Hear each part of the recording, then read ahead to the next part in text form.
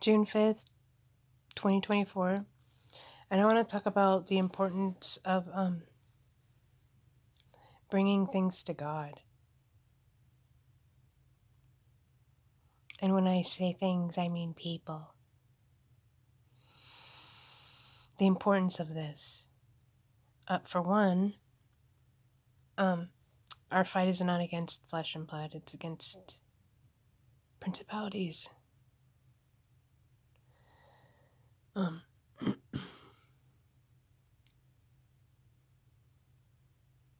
In heavenly places. And the hard part about this is that those principalities work through people.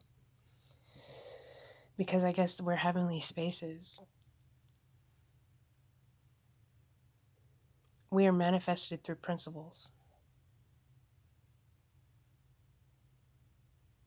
And those are the principles of existence and life. And when we bring our discrepancies, is that the word? Discrepancy to God, we can be safe. We can feel safe and trust that it's in good hands. But when we bring it to other people, it's not really a safe place to do that right now, or it has ever been, as far as I'm concerned. I learned pretty early on that you don't. And even I was forced to see a therapist when I was I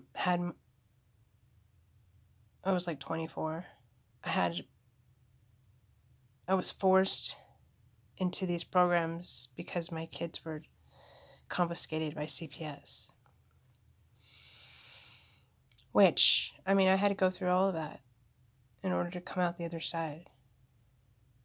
But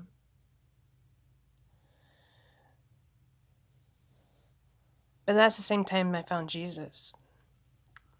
So I was able to do that in a different way than a lot of people and peers and that were around me and my peers also.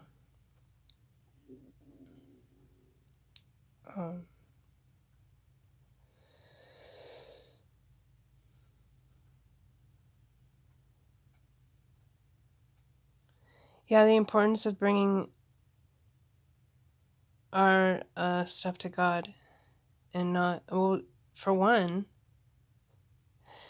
there are witches and warlocks that are watching the children of God intentionally, specifically to destroy them, and they work with the law of agreement.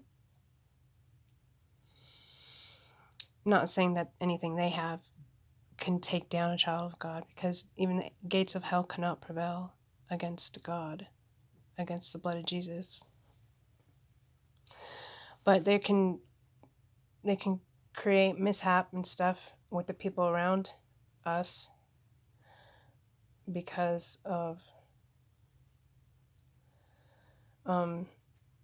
certain things. And the way that these witches and warlocks work is they have to, their victims have to have a certain amount of awareness of what's actually going on.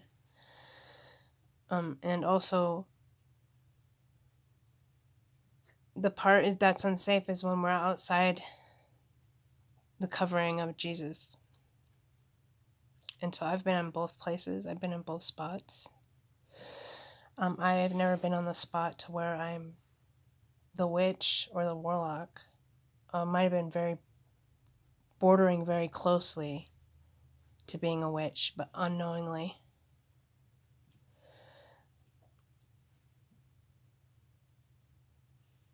But yeah.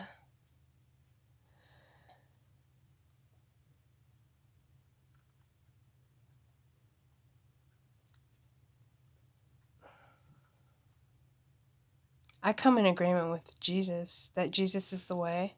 Oh, I also wanted to talk about how religious spirits work. A religious spirit,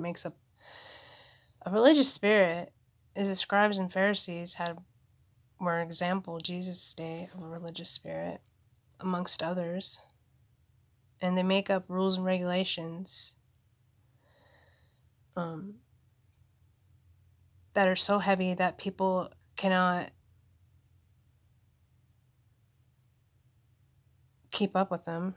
People can't fulfill the rules and regulations that the religious spirit puts out for them in order to maintain a connection with God.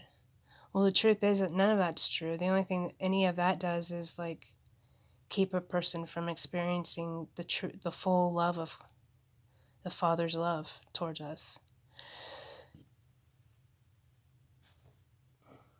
And religious spirits are found in every form of belief system.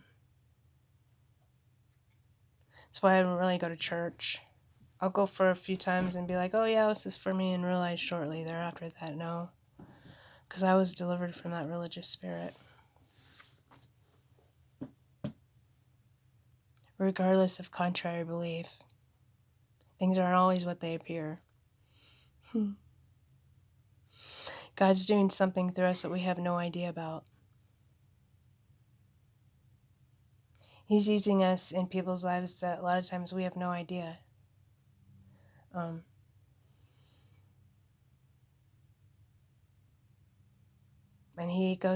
God is going before us. If He calls us to do something, He's going before us and He's clearing that pathway to do it. And God is a good God and wishes that none of us should perish, that all should come to everlasting life through the knowledge of Jesus Christ. And salvation is by faith, and faith alone.